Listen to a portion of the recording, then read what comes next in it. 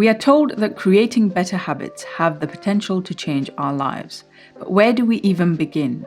Creating good habits and breaking bad ones takes time and is different for every single person. But even when you establish how to change a habit, which one should you begin with? What may work for one person may not be the right solution for another. Therefore, it's important that we learn the strategies and then apply them in our own lives to see what works.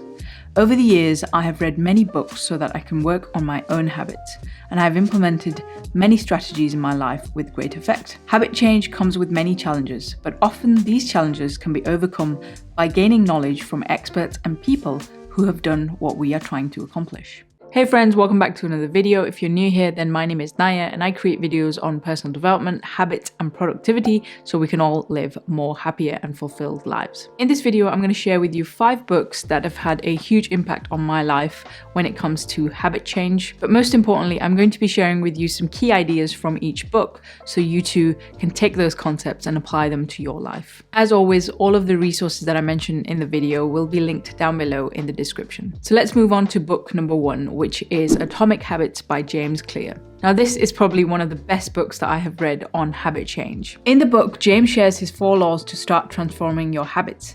These laws are: number 1, make it obvious; number 2, make it attractive; number 3, make it easy; and number 4, make it satisfying. These laws can then be used to create new desirable habits, but can also be reversed to break bad ones. So if you're looking to break a bad habit, the laws become: number 1, make it invisible; number 2, make it unattractive; number 3, make it difficult; and number 4, make it unsatisfying. The laws that James shares make it super accessible for mere mortals like myself to start on the road to habit change. It takes out the complication and gives us a step-by-step framework that we can use to create good habits and break bad ones. After all, that is the tagline of the book. One of my biggest takeaways from the book has been the concept of systems thinking when it comes to habit change. Although I've been reading about habits and habit change over the past couple of years, this was a new concept to me. And in the book, James actually states that goals are about the results you want to achieve. Systems are about the processes that lead to those results.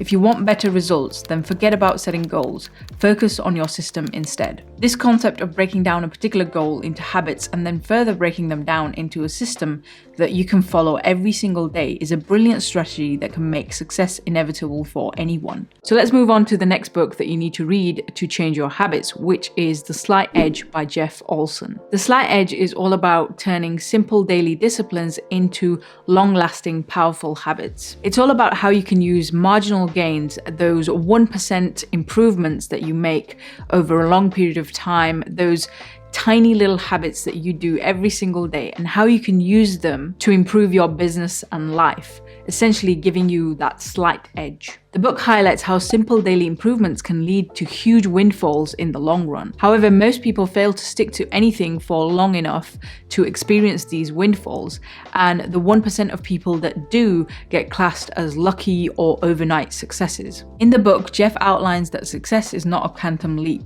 The instant life does not exist. In fact, success is the compounding of daily mundane tasks or habits that lead to the aggregation of marginal gains, a concept also discussed in Atomic Habits. As Jim Rohn once said, success is a few simple disciplines practiced every day, while failures are simply a few errors in judgment repeated every day. It's important to note that these incremental changes that you make can work both ways, so you can actually do simple daily tasks that lead to incremental increase, or you can do simple daily tasks that lead to incremental decrease. So maybe having 1 piece of chocolate every single day might not seem like a huge thing, but over 20 years, that could mean a lot. Likewise, waking up 1 minute early each day might not seem like a lot, but over time that can build up and you can actually start waking up at the time that you want to in the morning. The small decisions that we make on a daily basis compound over time to shape our lives. The question is, what daily decisions are you making and how are they compounding over time to shape your life? Moving on to book number 3 that you need to read to change your habits, which is The Power of Habit by Charles Duhigg. To understand habits and how we can change them, we need to understand the anatomy of a habit. In The Power of Habit, Charles Duhigg actually breaks this down for us, and he shows us how every single habit can be broken down into a 3-step process. Number 1 is the cue. This is the trigger for the habit. Number 2 is the routine. This is the routine that happens once the habit has been triggered. And number 3 is the reward. This is basically the dopamine hit that our brain gets when we have completed the habit. So this is what Charles calls the habit loop. Essentially, this is the formula we can use to break apart every single habit that you do on a daily basis, whether good or bad. Being able to break down a habit this way gives us dominion over how we change our habits and ultimately our lives. When we're able to identify the cues, the routine, and the rewards that trigger our bad habits, we can then intervene and change the formula to create better habits in our lives. Before moving on to book number 4, I would really appreciate if you could hit that like button if you're enjoying the video so far. Book number 4 is Better Than Before by Gretchen Rubin. So what can be better than having a clear strategy to create your ideal habits? Well, multiple strategies, of course, and that is exactly what Gretchen Rubin provides in her book, Better Than Before. The book is a brilliant compilation of multiple strategies that you can use to create good habits and break bad ones. The thing I loved about this book was that it doesn't just put you in one box. Now, most habit-based books, they give you one strategy and they expect everybody to be exactly the same and follow that strategy and get exactly the same results. That's not what Gretchen does in her book. Gretchen understands that everybody is different, and so one thing that might work for you might not work for me, and one thing that might work for me might not work for you. This is why you find so many people that jump into the personal development world, or they read a book or take an online course, and yet they get very different results. So one person might read a book and be so enlightened and so motivated to do something, whereas somebody else might not see the lessons from that book. Or you might have somebody else take an online business course and create $1 million business out of it, whereas another person that might take it and they don't even do anything with it. Better Than Before gives you various different perspectives and strategies to tackle your habits from multiple angles. And so when you experiment with these different strategies, you can keep what works for you and disregard what doesn't. The book allows you to self-reflect and identify the type of person you are and how you approach habit change. In the book, Gretchen shares her brilliant framework, the 4 tendencies, which allows you to see the type of person you are and how you approach building or breaking habits. Are you an upholder? Are you an obliger?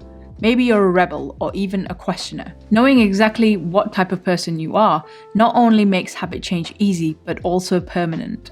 If you want to dive deeper into the framework, you can get her book, The 4 Tendencies, as it has much more detail about the framework in there.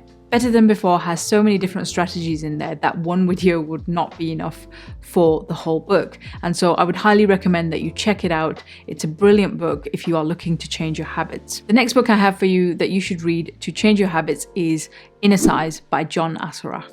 Now, this book is not really a habit-based book as such.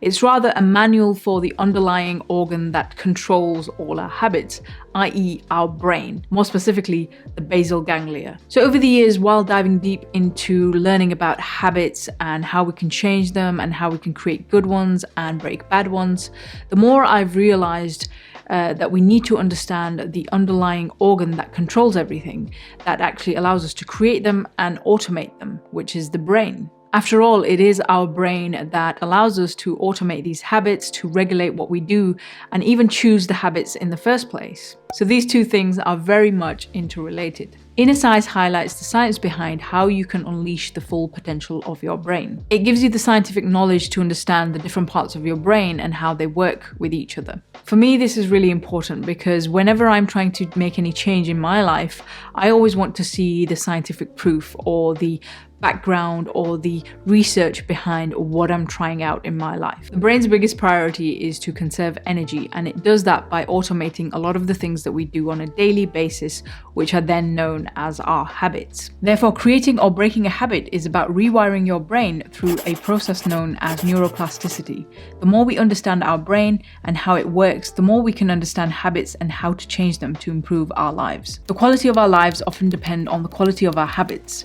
With the same habits, you'll end up with the same results, but with better habits, anything is possible. The question is then, what habits will you create in your life, and ultimately, what is possible for you. Let me know your thoughts in the comments below, and also check out these 2 videos here for more habit related content. That's all for this video. Take care. Bye bye.